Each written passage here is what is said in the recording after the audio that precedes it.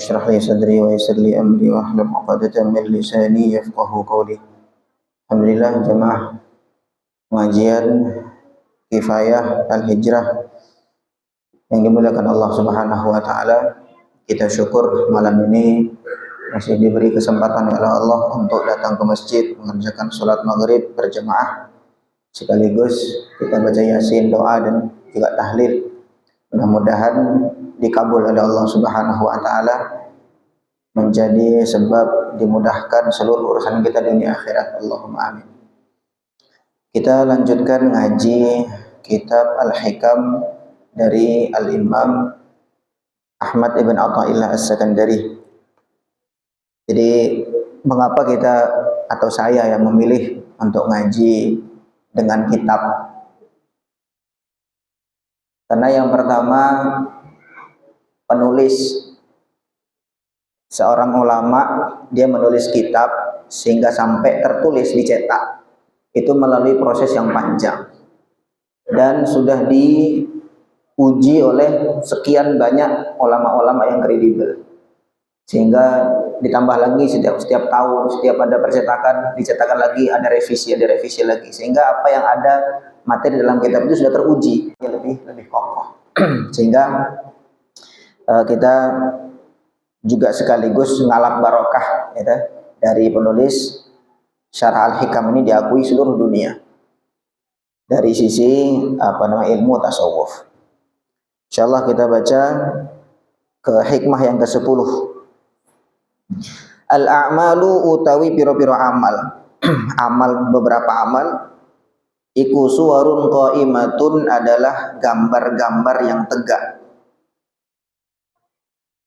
Piro-piro gambar kang tegak. Wa arwahuha utawi piro-piro arwahe amal atau arwahe suar iku wujudu sirril ikhlasi, anane rahasia ikhlas fiha ing dalam piro-piro suwarun qaimah. Amal itu diibaratkan, kata beliau, amal itu diibaratkan seperti satu gambaran fisik. Ya mungkin bisa dibilang bangunan atau apapun itulah yang berupa fisik. Kemudian ruhnya, apa ruh amal itu? Ruh amal itu adalah wujudu sirril ikhlas, adanya keikhlasan dalam amal itu. Yakni maksudnya anna a'mal al-birri, bahwa amal-amal kebaikan kasuwarin qaimatin adalah seperti gambar-gambar yang tegak, satu gambar yang ya tegak. Ai asbahun maksudnya seperti bayangan. Wa arwahuha sedangkan ruhnya, arwahnya allati biha hayatuha, yang mana ruh ini tentu menyebabkan hidupnya sesuatu tersebut. Wujudu sirril ikhlasi adalah wujudnya rahasia keikhlasan di dalam amal itu. Kalau ada orang yang ganteng, badannya kekar, sehat, ya, putih, tampan, tetapi nggak ada nyawanya, nggak ada ruhnya, siapa mau dekat? Tidur berdua, istrinya nggak mau tidur berdua sama laki-laki yang seperti itu. Kenapa? Karena nggak ada ruhnya, nggak ada nyawanya. Ya, tetapi walaupun seorang tuh hitam, nggak begitu ganteng-ganteng amat, tapi dia ada ruhnya, sehingga dia bisa rajin kerja segala macam, maka istri akan setia menemani dia. Orang mau dekat dengan dia. Itu pentingnya ruh di situ. Faman amila amalan bila ikhlasin, siapa yang beramal tanpa keikhlasan, kana kaman ahda jariyatan, maka dia seperti menghadiahi satu budak wanita, maitatan yang mati, lil amiri kepada seorang pimpinan. Ya badaghi biha thawaba, yang dengan hadiah itu dia menginginkan pujian dari atau ingin balasan dari si pimpinan tadi, atasannya. Wa huwa la yastahiqu ala dzalika illa anwa'al iqabi, maka dengan begitu yang dia dapatkan bukannya pujian, bukannya balasan kebaikan, tapi justru dihukum. Lah ia menghadiahi atasannya seorang pembantu, seorang budak yang mati, cuma jasad tok. Maka dengan itu dia berharap, wah, dengan saya hadiahi, budak yang mati ini mudah-mudahan nanti raja memberi aku pujian atau memberi aku balasan. Sama seperti itu, kita misalkan amal, mengerjakan sholat, baca Quran, atau apapun itulah. Kemudian dengan amal itu kita berharap balasan dari Allah, kebaikan. Tapi sebenarnya kita nggak ikhlas, nggak ada ruhnya. Maka justru naudzubillah kita nggak dapat pahala, tapi justru malah dapat ancaman siksa dari Allah Subhanahu wa taala. Wal muradu, kemudian yang dimaksud ikhlas itu gimana? Mutlaqul ikhlas adalah mutlak ikhlas itu macam-macamnya. Mutlaqul ikhlas asyamil li anwa'i, yang mana ikhlas itu mencakup berbagai macam jenisnya ikhlas. Fa innahu, sungguhnya ikhlas yakhtalifu bi ikhtilafil ashkhas, maka ikhlas itu berbeda sesuai kelas orangnya. Ya, ikhlas itu tidak semua sama. Kata beliau, ikhlas itu yakhtalif bi ikhtilafil ashkhas, berbeda tergantung orangnya. Fa ikhlasul ubad, maka yang pertama nih, fa ikhlasul ubad, ikhlasnya para hamba. Ikhlasnya para hamba. Salamatu a'malihim minar riya, adalah selamatnya amal mereka dari riya. Gak ada riya sama sekali, tidak ingin untuk perhatian orang, tidak ingin dipuji orang, tidak ingin supaya dihargai orang. Ya pokoknya karena Allah, begitu saja. Memang karena dia hamba, amalnya karena Allah. Minar riya al-jali wal khafi, riya baik riya yang jali, riya yang terang-terangan atau riya yang tersembunyi. Wa kulli ma fihi hadzun lin nafsi, dan selamat dari apapun itu keinginan diri, keinginan nafsu. Saya niat sholat ya biar dipanggil alim, dipanggil ahli ibadah dan seterusnya. Itu selamat dari itu semua, itu adalah ikhlasnya hamba. Ikhlasnya hamba. Yang pertama, fala ya'maluna al-amala illa lillah, maka para hamba ini mereka tidak beramal sebuah amalan kecuali untuk Allah Ta'ala.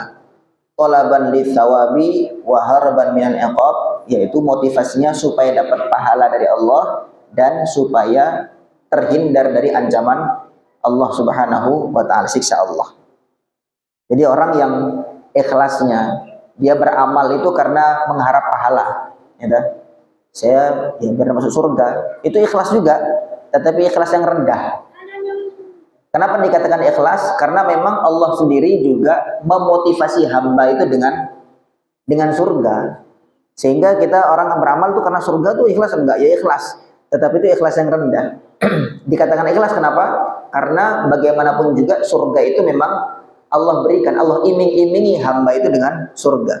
Jazaohum 'inda rabbihim jannatu 'adnin tajri min tahtihal anhar khalidina fiha abada radhiyallahu anhum wa radwan. Itu kan janji Allah dan seterusnya. Maka kalau kita amal sesuai dengan apa yang diiming-imingi Allah, yaitu ikhlas juga. Tetapi kata para ulama yang mengkaji bab tasawuf ini itu ikhlas yang rendah. Kenapa amal? Ya saya takut neraka, saya takut disiksa sama Allah, ya saya sholat lah. Itu juga karena takut ancaman Allah, juga ikhlas juga, tapi ikhlas yang kelas bawah. Kemudian tingkatan kedua, ikhlasul muhibbin huwal amalu lillahi ijlalan wa ta'ziman. Dia adalah beramal untuk Allah karena mengagungkan Allah, ya, karena memuliakan dan mengagungkan Allah. Li'annahu ta'ala ahlun lidzalik, karena Allah memang berhak untuk diagungkan, untuk ditakuti. La liqasdi syai'in mimma dzukira, bukan karena tujuan lain, bukan karena tujuan biar dapat surga, biar terhindar dari neraka, bukan juga. Ya karena kenapa kamu amal? Ya karena memang Allah pantas untuk diibadahi. Memang Allah pantas untuk disembah. Ya saya amal. Nggak pengen surga, ya terserah mau masuk surga nggak masuk surga, mau masuk neraka nggak masuk neraka, itu terserah Allah.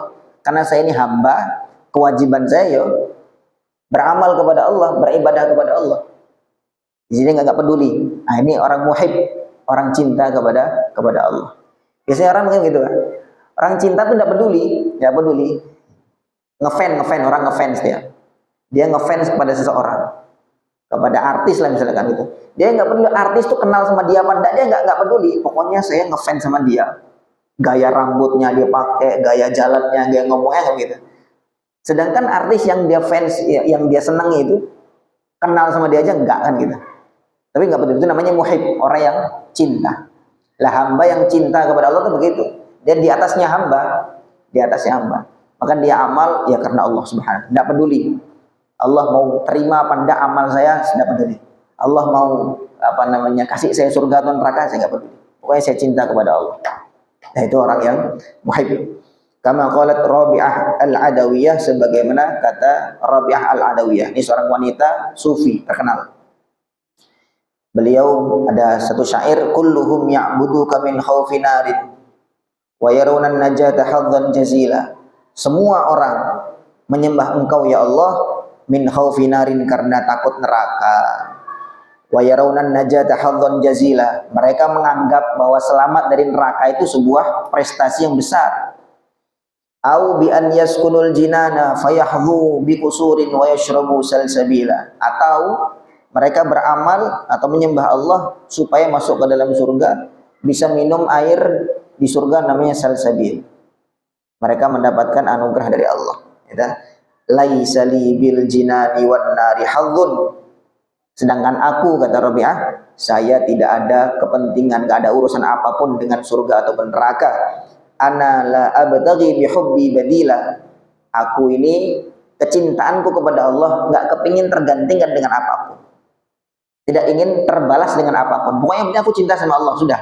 Mau Allah balas apa enggak saya tidak peduli. Nah, itu tingkatan kedua orang yang cinta kepada Allah. Yang terakhir ini yang tertinggi. Wa ma ikhlasul muqarrabin, adapun ikhlasnya muqarrabin, orang-orang yang dekat dengan Allah. Orang yang dekat dengan Allah. Kalau cinta itu kan belum tentu dekat lah ya. Ya sama tadi analoginya seperti orang yang ngefans. Kita ngefans kepada artis, kepada siapa. Jauh, dia kenal kita aja enggak. Tetapi pokoknya atas dasar cinta, kita niru, kita senang atas dasar cinta. Nah tapi kalau muqarrab, orang yang dekat itu punya hubungan khusus. Allah dekat dengan dia, dia dekat dengan Allah. Fahuwa, yaitu syuhuduhum, mereka menyaksikan infiradal haqqi,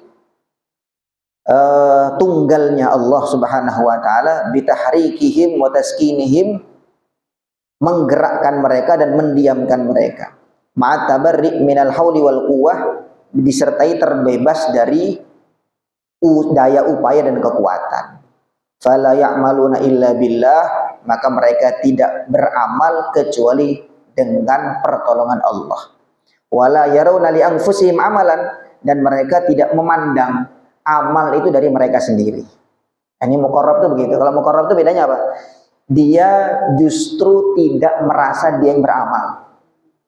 Tingkatan pertama, Pak, saya sholat atau puasa atau mengerjakan perintah-perintah Allah, memang merasa saya mengerjakan sholat dan tujuan saya supaya terhindar dari neraka, supaya masuk surga. Tetapi merasa memang saya beramal. Kemudian yang kedua juga sama, saya beramal juga, tapi untuk Allah Subhanahu wa taala. Bukan saya mengharapkan surga ataupun neraka, tetapi karena saya mengagungkan Allah, terserah saya cinta kepada Allah Subhanahu wa taala. Allah mau terima apa enggak amal saya enggak peduli. Pokoknya saya beramal karena Allah, tidak karena yang lain. Tetapi itu masih ada usaha saya beramal, ada nisbat amal itu kepada diri sendiri. Nah yang terakhir ini dia merasa saya amal itu bukan karena saya yang amal, saya amal itu bukan karena saya punya kekuatan, bukan saya punya fasilitas, bukan, tetapi memang Allah yang menggerakkan aku, sehingga dia tidak merasa sama sekali beramal. Jadi sudah saking dekatnya dengan Allah sehingga dia merasa bahwa amal itu bukan dari diri dia, tapi memang langsung taufik dari Allah Subhanahu wa taala, sehingga dia bersih sama sekali. Jadi sangat jauh sekali kelasnya dari kita. Tapi kita perlu tahu itu bahwa ikhlas itu macam-macam. Paling kita umumnya ini ya paling rendah lah. Orang yang amal ya karena takut neraka. Puasa kenapa? Ya karena takut neraka. Sholat begitu juga supaya dapat fadilah ini dan itu segala macam. Ini ikhlas juga, tetapi ikhlas yang rendah. Tetapi penting bagi kita dalam setiap amal kita usahakan mesti ada ikhlasnya. Sehingga amal itu ada ruhnya. Analoginya seperti tadi, kalau ada orang walaupun dia tampan, gagah, kuat, sehat, tapi nggak ada ruhnya, maka dia tidak ada yang mau dekat dengan dia. Bahkan biarin aja, lama-lama dia akan membusuk, hancur sendiri. Nah, tetapi amal itu kalau dengan ikhlas, maka ada ruhnya, sehingga seonggok daging yang ada ruhnya, maka dia makin lama berkembang. Bayi ada ruhnya, lama-lama dia berkembang besar, makin kuat. Nah, amal begitu juga. Kalau disertai dengan ikhlas, maka amal itu nggak begitu-begitu saja. Amal itu akan meningkat terus. Maksudnya kualitasnya itu meningkat kepada Allah. Sehingga nggak gitu-gitu aja. Dari amal sholat, udah berapa tahun sholat? Udah 40 tahun sholat. Misalkan gitu. Tapi gitu-gitu saja sholatnya itu. Sholatnya gitu saja. Nah, itu perlu dicurigai sholat itu. Perlu dicurigai sholat. Karena jangan-jangan sholatnya nggak ada ruhnya, kan gitu. Jadi kalau sholat itu ada ruhnya, ada SWT, maka nanti sama seperti orang yang ada ruhnya tuh. Dia setiap saat akan berkembang, meningkat, sehingga kualitasnya itu semakin baik. Nah, mudah-mudahan ini ngaji sedikit ini menjadi tambahan ilmu untuk kita semua, dan mudah-mudahan Allah beri taufik kepada kita untuk ikhlas.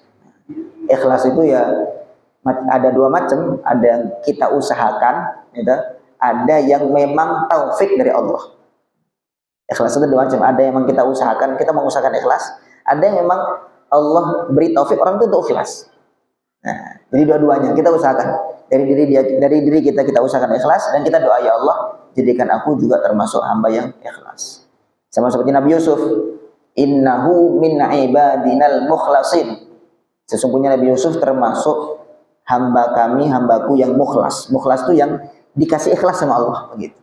Tapi kalau mukhlis, lamnya di kasroh, itu orang yang ikhlas, mengusahakan untuk ikhlas. Tapi kalau mukhlas, dia dijadikan ikhlas oleh Allah. Nah, itu yang tingkatan tertinggi. Mukhlas itu lebih tinggi daripada mukhlis. Wallahu a'lam.